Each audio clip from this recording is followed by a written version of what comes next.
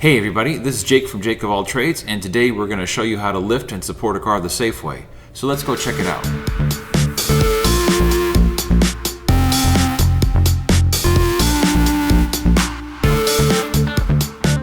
the first thing you're going to need is a floor jack. You're going to need something like this. This one happens to be a 3-ton jack. You can use, I would go with a 3-ton jack if you don't have one, or 2.5.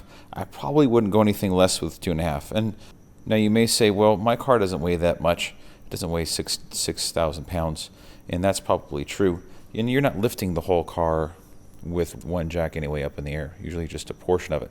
But I recommend something with a little bit larger capacity than what you think you're going to need, just to be safe. So the other thing you're going to need, wheel chocks. Now these are like for a truck, and these are a little overkill, but this is what I've got at the shop. Okay, I recommend the wheel chocks from Harbor Freight. Those are the best deal. They're made out of a heavy rubber. They're nice and thick and heavy. I do not like the metal ones. I don't like the plastic ones. They tend to slip. These will actually grip the floor. They're not going to move on you. They actually can grab this instead of just sliding around. I put steel on this pavement. It's just going to slide, or plastic. I don't like it. I like rubber the best. It's going to maintain traction with the surface here much better than plastic or steel. I don't like them. So, and they're like $7. They're cheap, really inexpensive. So I'll put a link below online for that, so you can kind of take a look at that. The other thing I'm going to need, obviously, jack stands. This is what's actually going to support the car. This is not for supporting the car. This is for supporting the car. This is not for supporting the car. You do not work on a car only supported by this. This has one, it's got wheels. We don't want it to move while we're under the car. 2, this has a hydraulic system on it that at any time, hopefully not, could go bad. I don't want to be under the car when that goes bad either. This is what supports the car. Use these. Don't ever just go under a car supported by a floor jack. Completely dangerous, completely uncalled for. These are what actually hold the car up once you get the car up in the air with your jack. Okay? So, one other thing about this. If you're working, now this is a nice concrete surface here, and these won't do anything to the concrete, but if this is asphalt or blacktop, these corners right here will dig into that blacktop. So you may want to put like a thin piece of steel, or a thin piece of plywood, or even just a thin piece of wood that will fit under this base, so you don't dig into the surface on that asphalt or blacktop, because these will leave a mark once you actually put pressure down onto these jack stands. So you might want to get something to put under that if that's what you've got. One other thing you might want is something like this. This is called a creeper. So it's got wheels on the back. Makes it easy to roll in and out of from underneath the car. A little bit more comfortable. This is kind of a cheaper version. They have nicer versions. I even have one that will actually pull up into a little stool. So that makes it really convenient. If you don't have that, a big piece of cardboard works really well instead of you trying to slide around on the floor. So I would also recommend that. But wheel chocks, floor jack, jack stands. Those are the main 3 things you're going to need.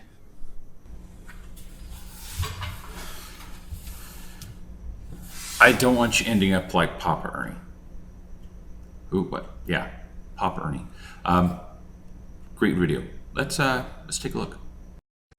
Austin and his grandfather were working on this 1991 Buick Century. They'd worked on cars before. It was nothing new, but something went terribly wrong when suddenly Austin's grandfather found himself penned underneath the car. I was just so scared. I didn't know what to do. It was Saturday morning. These cinder blocks right here were up parallel. What?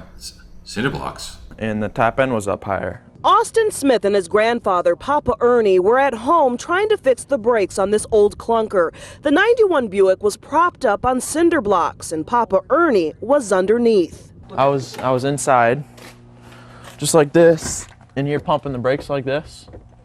and I felt it rock just slightly. The 15-year-old got out. Moments later, the car collapsed. All I could think of was just getting the car off of him.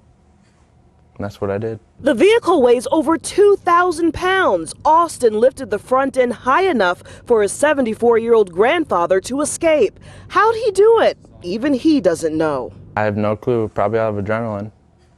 I mean, I couldn't do it right now. Thank God he was here, because it's just been me and his grandmother, you know, it would have been over. He suffered a serious cut on his face, fractured ribs, and eye socket. Both have learned sometimes you just don't know what you're capable of doing until there's no other choice but to do it. Okay, so here's the deal. Four things you're going to need. Number one, you are going to set the parking brake. Number two, you need to put the wheel chocks underneath the car. Number three, you need to put it on the jack stands and make sure it's in the right spot. And number four, you need to make sure that you move the car, shove the car before you ever go under the car. I haven't seen a video or teaching where I've been told all four of these things. You should not go ever go under car unless you've done 1, 2, 3, and 4. You need to be certain that you're going to be safe, that you're not going to get hurt, that you don't have to worry about what the car is going to do while you're under it.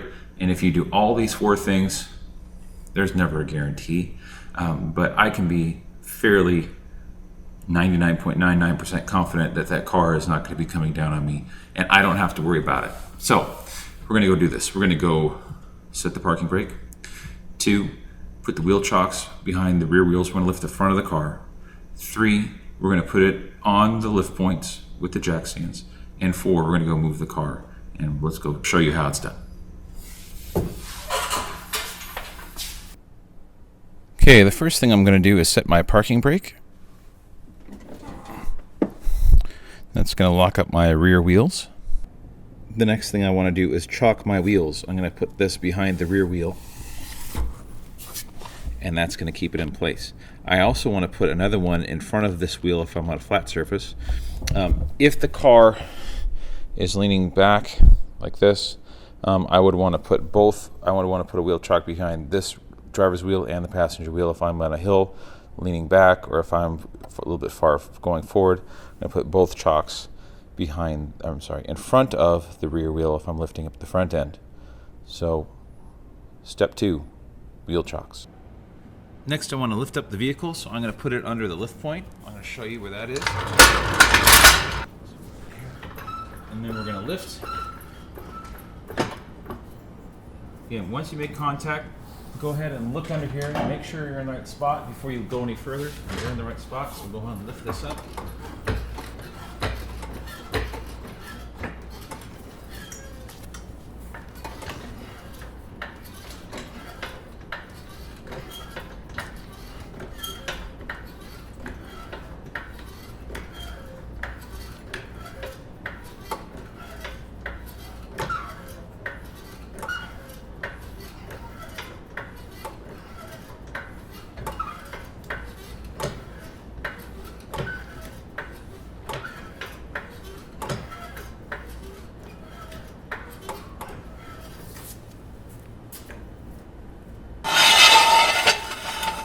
Lift it up to where you want it, get it centered, and slowly lower the jack down so the car is supported on the jack stand itself.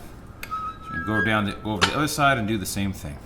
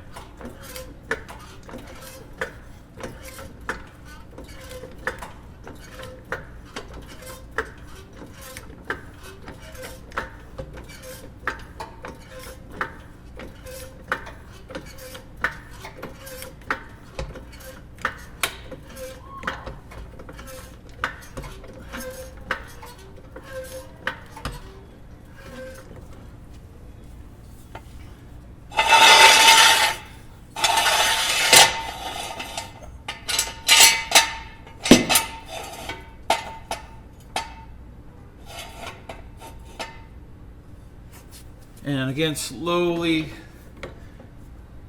lower the jack down onto the jack stand.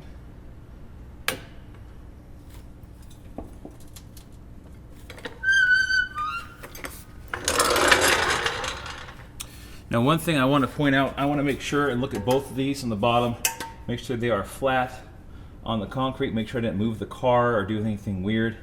And I'm pretty good here, and I like how I'm positioned over there. So last thing, we need to go on top and actually move the car and make sure it's stable before you go into the car.